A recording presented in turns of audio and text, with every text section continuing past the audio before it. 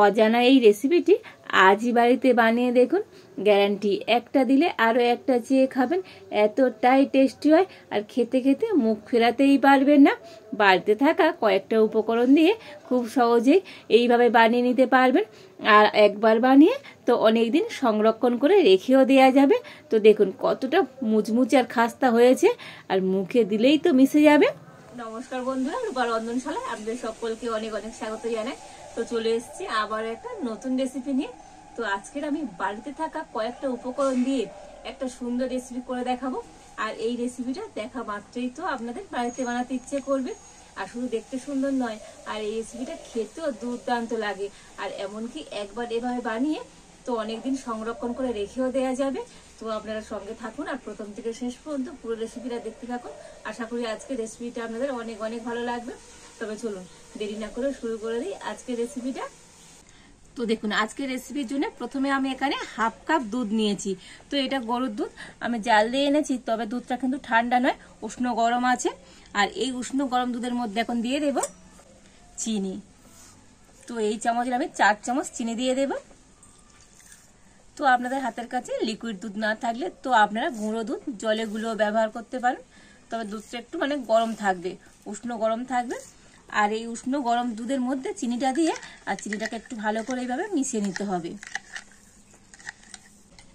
যেহেতু এখানে আমি উষ্ণ গরম দুধ নিয়েছি, তো চিনিটা কিন্তু খুব তাড়াতাড়ি গলে যাবে।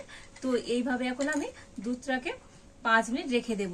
আর এদিকে আমি একটা বাটি মাপ করে নিয়ে নিয়েছি হাফ বাটি সুজি। আর এবার আমি একটা মিক্সি জার নিয়ে নিয়েছি, আর এই সুজিটা এখন এই মিক্সি জারের মধ্যে নিয়ে নেব। আর এবার আমি সুজিটা মিক্সিতে একটু ভালো করে গুঁড়ো করে নিয়ে আসবো। তো দেখুন সুজিটাকে আমি মিক্সিতে একটু ভালো করে গুঁড়ো করে নিয়ে চলে এসেছি। তো দেখুন এইভাবে করে গুঁড়ো করে নিতে হবে। আর এবার আমি একটা জায়গা নিয়েছি, আর গুঁড়ো করা সুজিটা আমি জায়গার মধ্যে নিয়ে নেব।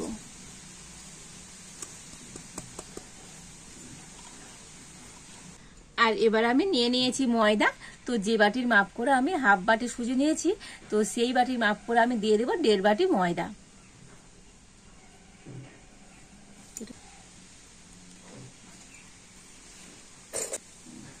আর দিয়ে দেব অল্প একটু সামান্য পরিমাণে লবণ। আর দেব সাদা তেল। তো এখানে মোটামুটি 3 চামচ সাদা তেল আছে, তো দিয়ে দিচ্ছি। আর এবার আমি হাত দিয়ে সমস্ত কিছু একটু ভালো করে মিশিয়ে নেব।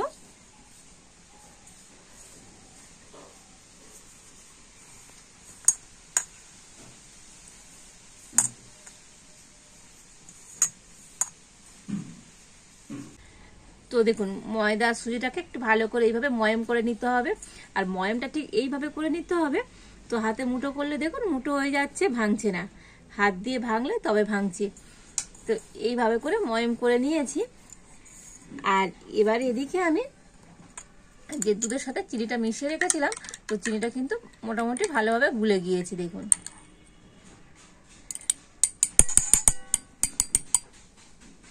আর এই দুধটা অল্প অল্প করে দিয়ে আর মেখে নেব।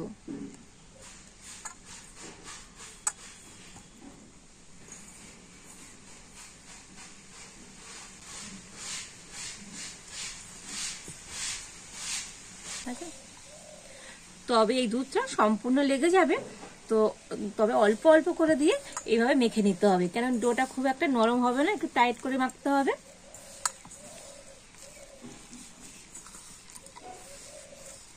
তো দেখুন অল্প একটু মেখে নিয়েছি। আর এই মিশ্রণের মধ্যে আমি একটু দিয়ে দেব বেকিং পাউডার। তবে এটা বেকিং সোডা না, বেকিং পাউডার। এই চামচের 4 ভাগের 1 ভাগ। তো আগে দেব, আমি ভুলে গিয়েছিলাম। তো আপনারা যখন সুজি ময়দা মাখাবেন তখন দিয়ে দেবেন। তো বেকিং পাউডারটা দিয়ে আবার আমি মেখে নেব। আর এভাবে দিলেও কিন্তু কোনো অসুবিধা নেই, কারণ এখন এটাকে আর একটু ভালো করে মেখে নিতে হবে। তো দেখুন হাত দিয়ে তো এটা একটু ভালো করে আমি মেখে নিয়েছি। আর দেখুন এইরকম টাইট করে মেখে নিতে হবে। দেখেই বুঝতে পারছেন ডোটা কতটা টাইট আছে। আর এবার আমি এই ডোটা 5 মিনিট ঢাকা দিয়ে রেখে দেব। যেহেতু এর মধ্যে সুজি আছে, সুজিটা একটুখানি নরম হয়ে যাবে, ফুলেও যাবে। তো প্রায় 5 মিনিট পর আমি ডো থেকে ঢাকাটা খুলে নেব। আর দেখুন ডোটা একটুখানি ঢেকে রেখেছিলাম, আর আগের থেকে আরো একটু টাইট হয়ে গিয়েছে, আর কত সুন্দর সফট হয়েছে দেখুন, একেবারে সফট আর মোলায়েম হয়ে গিয়েছে। তো আর একটু হাত দিয়ে আমি মেখে নেব।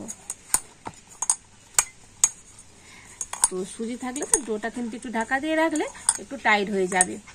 আর এবার আমি এটা দিয়ে দুটো লেচি কেটে নেব, মানে ডোটাকে আমি এরকম দুটো ভাগে ভাগ করে নিলাম। আর এবার আমি একটা প্লেন চাকি নিয়ে নিয়েছি, আর একটা লেচি নিয়ে হাতে ভালো করে গোলও করে নিয়েছি। আর এবার এটাকে আমি বেলে নেব।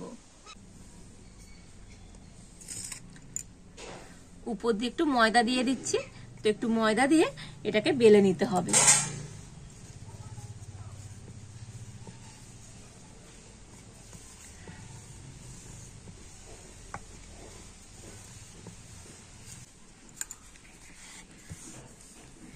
তো দেখুন লুটির মতো বেলে নিয়েছি, তবে দেখুন এইরকম একটু মোটা রেখে বেলে নিতে হবে। তো দেখে বুঝতে পারছেন কতটা মোটা আছে। আর এবার আমি একটা এরকম বাটি নিয়ে নিয়েছি, আর এই বাটি দিয়ে গোল গোল করে কেটে নেব। তো আপনারা এরকম বাটি কিংবা কোনো স্টিলের গ্লাস দিয়েও এইভাবে গোল গোল করে কেটে নিতে পারেন। আর এই রুটিতে যে কটা হবে আমি এরকম গোল গোল করে কেটে নেব।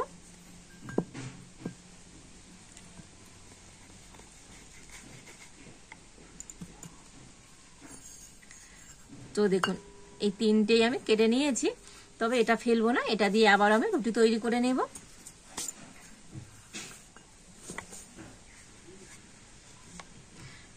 আর এবার আমি একটা নিয়ে নিলাম। তো দেখুন এই গোলের অর্ধেকটা আমি এইভাবে করে কেটে নেব।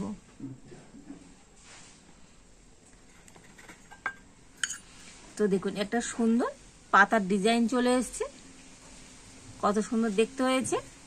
আবার আমি এর উল্টো সাইডটাও এইভাবে করে কেটে নেব।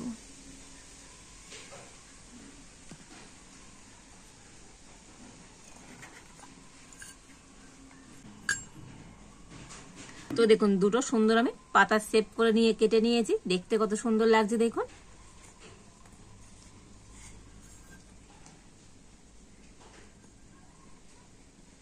আর একইভাবে তো এই তিনটা থেকে আমি এইভাবে কেটে নেব।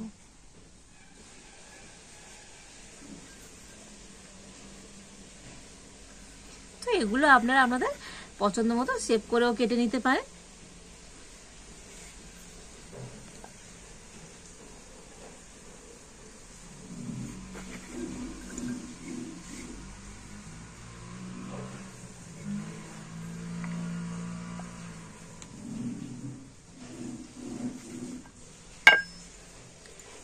আর এবারে এগুলোকে আমি একটা প্লেটের মধ্যে রেখে দেব।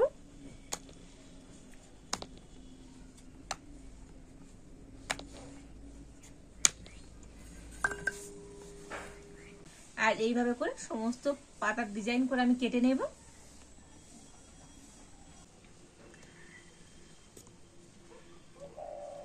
তো দেখুন এই সমস্ত বিস্কুটগুলো আমি তৈরি করে নিয়েছি, আর এখন এই কত সুন্দর দেখতে হয়েছে দেখুন। আর এবার আমি উনুনটা জেলে উনানে একটা ফ্রাই প্যান বসিয়ে দিয়েছি, আর ফ্রাই প্যানের মধ্যে এখন দিয়ে দেবো সাদা তেল।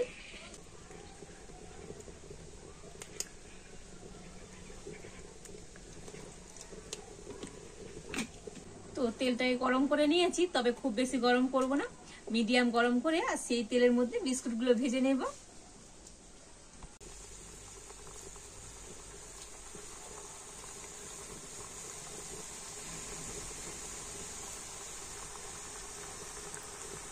তবে সব বিস্কুট একেবারে হবে না, তো দুবার করে বিস্কুটগুলোকে একটু সুন্দর করে ভেজে নিতে হবে।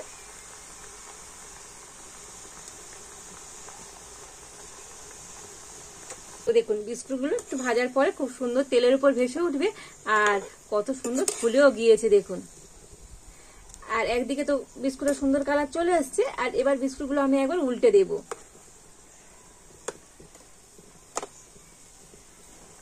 একটু হালকা জাল দিয়ে তো উল্টে পাল্টে আমি বিস্কুটগুলো ভেজে নেব। তো দেখুন বিস্কুটগুলো উল্টে পাল্টে খুব সুন্দর করে ভেজে নিয়েছি, আর এবার আমি বিস্কুটগুলোকে তুলে নেব। তো দেখুন এর বেশি আর লাল করে ভাজবো না।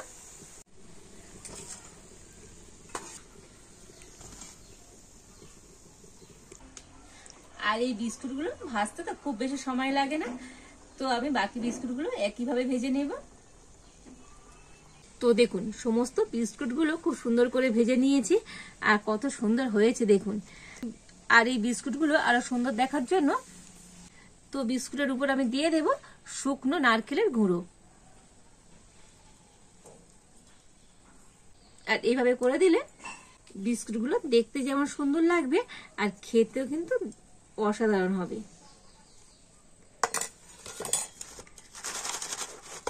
তো হাত দিয়ে একটু মাখিয়ে নেব।